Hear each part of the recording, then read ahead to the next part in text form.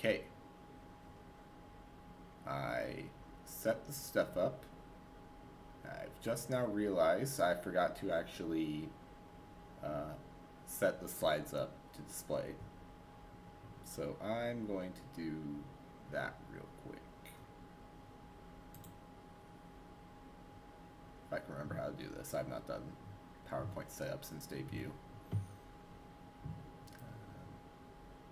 Let me make sure my mic's on. Yep, mic's on.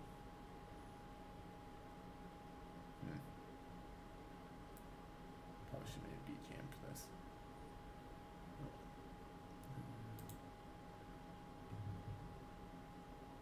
Properties. Window. US government slides.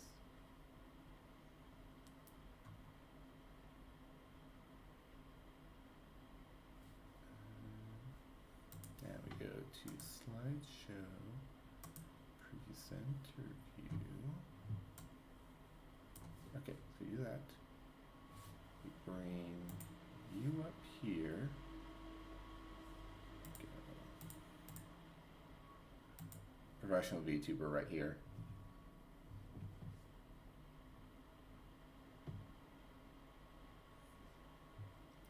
Hi, Maiden. I'm just trying to remember how to attach these slides to the right input for stream. Okay, I'll close you out, open you up. That's not how I want you to be. From beginning, that just takes me here. Okay, I can do this. I can do this. I'm smart. I'm a smart bee. I can remember how to make PowerPoint work for me. Center view.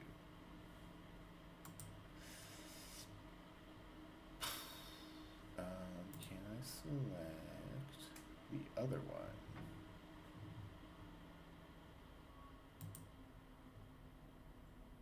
Okay, we might just need to do this. Let's go here. Let's go. Where is my mouse? There's my mouse. Okay, go here. That's not the right one. Probably should have learned how to do this before I started streaming, but you live and you learn.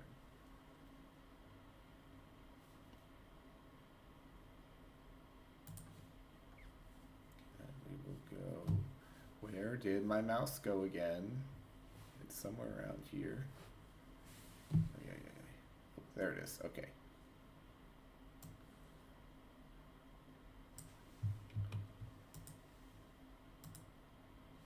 Okay. I think I finally figured it out.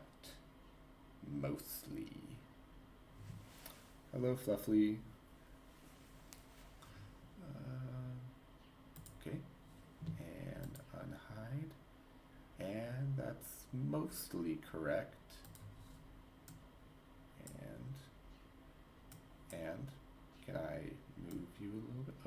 Oh, I'm being smart. I'm being smart. I think I just did all the smarts.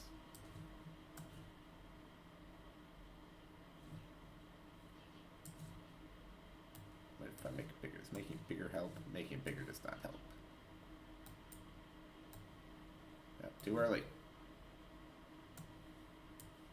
Okay. I think if I make you the same size as an OBS, it works the way I want it to. Okay, that's pretty good. I like it like this. All right, chat, do you like all this right here, this good perspective on your guys' side?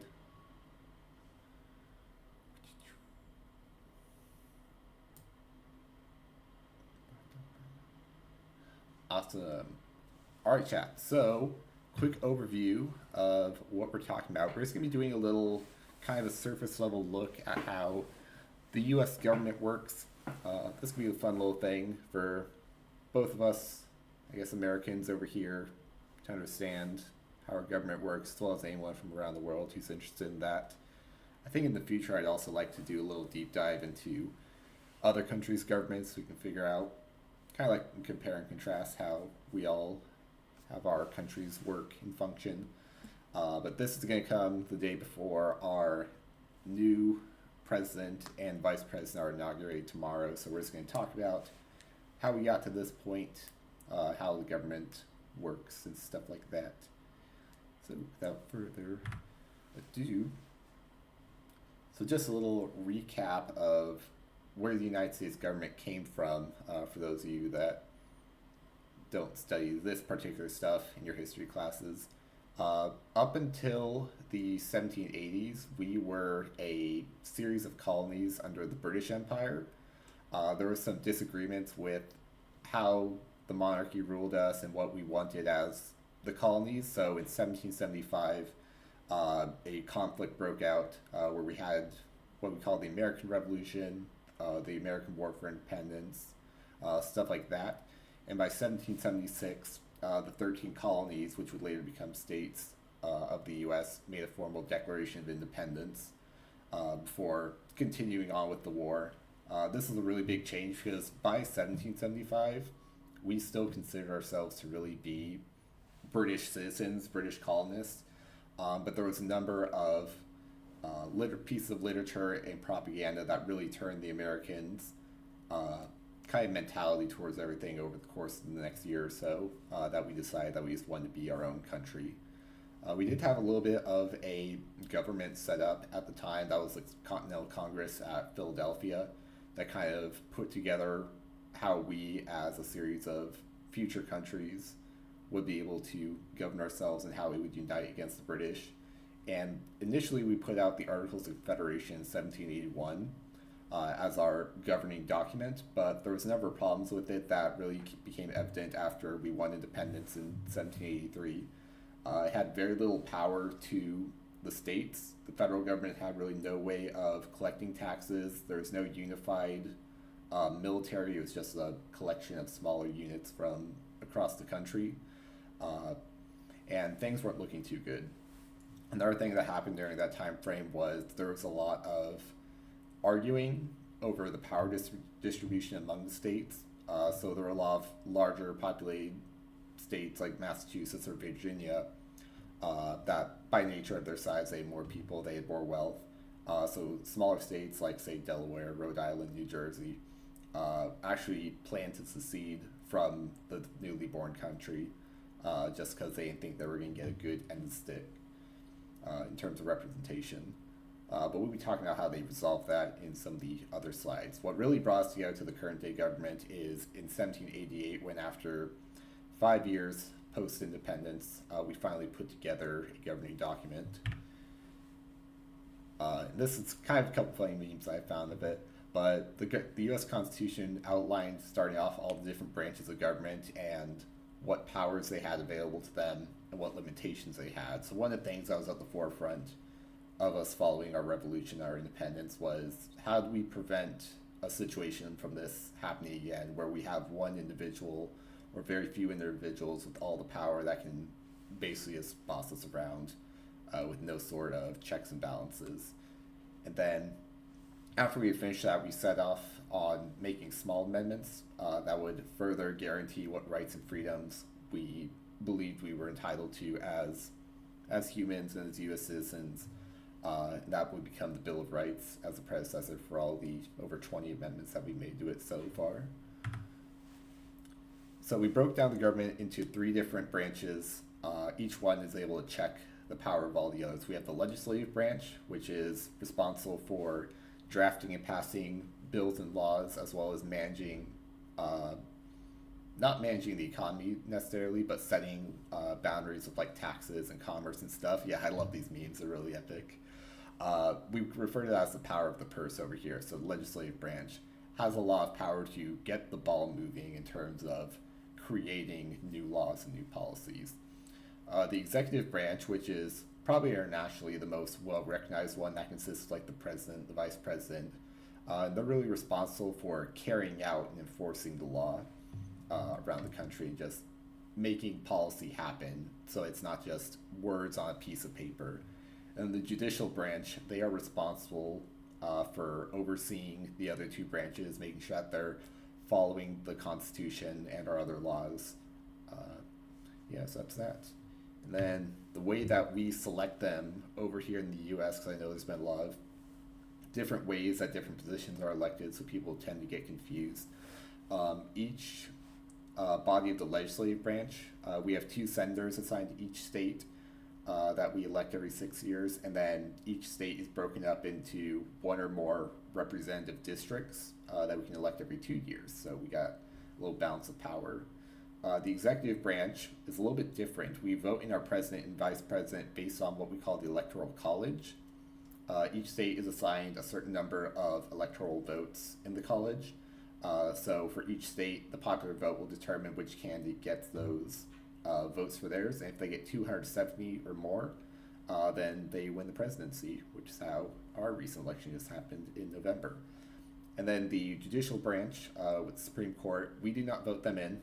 They are assigned by the president. So if you want good judges, you elect someone who represents your values into the executive branch. That's kind of how we get them there. So starting out with a little bit about the branches, we talked a little bit about the legislative branch.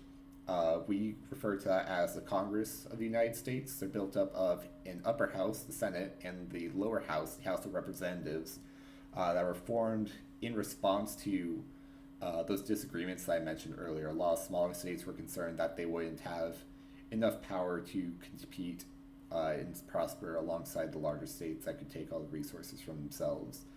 So what we did, I'm just going to go back to this one for now. What we did was with the Senate, each state gets 2 representatives or 2 senators from there. So each state has equal power on the decision floor. And then the other one, the House of Representatives, that was designed with population in mind. So in the current day, if you're a large state like, say, California or Texas, you get a lot more representatives than a low population state like Wyoming or North Dakota or something like that. So that allows a 2-house system that allows everyone to have a decent amount of representation based off of either the equal representation of the Senate or the population representation of the House. So with the House of Reps, it's a very large group. This is one of the largest bodies of government in the U.S. It's made up of 435 representatives, each serving for up to 2 years in a single term. And there's no term limits on that. They can be reelected hypothetically for the rest of their life. But usually they either retire or get voted out at some point. They are the primary body that introduces new bills, and if they do pass those bills in the House, they send those up to the Senate, and vice versa. If the Senate makes a new bill that they pass, they send it down to the House, and they will vote whether they want it to become an official national law. And then for the presidency, the vice president is the backup, but the backup to the backup is the Speaker of the House, who is kind of in charge of that House of Representatives, making sure everything goes according to plan, helping move those bills along so that people can decide what they want. Now for the Senate, we talked about it a little bit before. It's made up of 100 senators, so 50 times 2 is 100, and they serve for 6-year terms, so they serve for a lot longer at once than the representatives, who are going to be more focused with very quick decisions that they want to make before the next election season. They can vote on and pass new laws much like the House, but they can also affirm or deny treaties that we form with other governments, and they are also responsible for watching the president. The president will elect chief advisors into his or her cabinet, and the Senate will be the ones that approve those. And then for the vice president, they will serve as the de facto kind of president of the Senate. So currently that is our vice president, Kamala Harris. But tomorrow, after the inauguration, we have the senator from Ohio, J.D. Vance, who will become the new vice president. So that's our little leadership change we got going on there. So to complement the legislative branch, we have the executive branch, which is made up of the president and vice president, who are elected for 4-year terms, but they are maxed out to serve as 2 terms throughout their life as president. So tomorrow that'll be the start of President-elect Trump's last term that he can run for, assuming there are no changes to our current constitution. It actually didn't used to be that way. up until the 20th century, even as recent as the 1930s and 40s, when we had President Franklin D. Roosevelt, he served for 4 terms before he passed away in office. So that 2-term limit is something that was enforced very recently into our Constitution. For the cabinet, those are the chief advisors to the president on all sorts of different uh, fields of stuff, things like homeland security, commerce, the economy, nuclear and other types of energy, agricultural, uh, welfare and management, all that kind of stuff to make sure that the country can actually run effectively. And then for the process of bills, we talked about how the Senate and the House can send different bills back and forth to each other. Once they approve all those after a series of voting, they can send those bills to the president, where they have a few different options. They can either approve the bills as law, or they can do what's called a veto, which basically means that they're going to deny that bill from becoming a law. So if that veto does happen, the president can send it back to the Senate and the House, and both houses need to uh, decide with a supermajority, so 2/3 of the vote from each body of Congress. If they all vote yes, then the veto is overruled and becomes a law anyway. So that's where that checks and balances come from. Both sides can try to stop the other from passing laws that might be harmful to the country, but they also have ways of overruling each other. And the last option that the president has is they can actually sign what's called an executive order, where that's essentially making a new law or policy that bypasses Congress. If it falls outside the rules of what needs to be sent to Congress to approve, they can just declare it immediately. I was actually talking a little bit about this in the Discord earlier. There is a recent ban that has taken hold in the United States on TikTok. So people in the US will no longer be able to use TikTok. But President-elect Trump has said that within the first day in office, he's going to sign an executive order to temporarily push back that ban for about 90 days, give them more time to comply with the demands of the US government and Supreme Court, to basically align with our national security policy and stuff like that. Yeah, so that's kind of how our bill system works, making new laws. So now that the legislative branch and the executive branch have passed those bills back and forth to create laws, the Supreme Court or the judicial branch will be responsible for actually overseeing those laws and making sure they align with the values and the rules implemented in the Constitution. So they are made up of a series of 9 justices. There have been a lot of pieces of debate to say whether or not more should be added, if this is too small a pool to make such massive decisions. They're appointed by the president whenever any of them resign or pass away in office, both of which happen every so often. But for the most part, they serve lifetime terms until they choose to leave. They can also veto laws that are deemed unconstitutional if they rule that they don't align with those guidelines. So that's the third piece of the puzzle of the legislative, executive, and judicial branches, to make sure that no one gets too much power. Yeah, so that's a little bit of what I had today. Nothing too in-depth, just an overview of how we work. There's the new president doing his dance at a rally. But yeah, if you guys have any questions, I'll just be hanging here for a few minutes before we finish up for the day. Might see if there's any new things going on the news. Let's see what we got.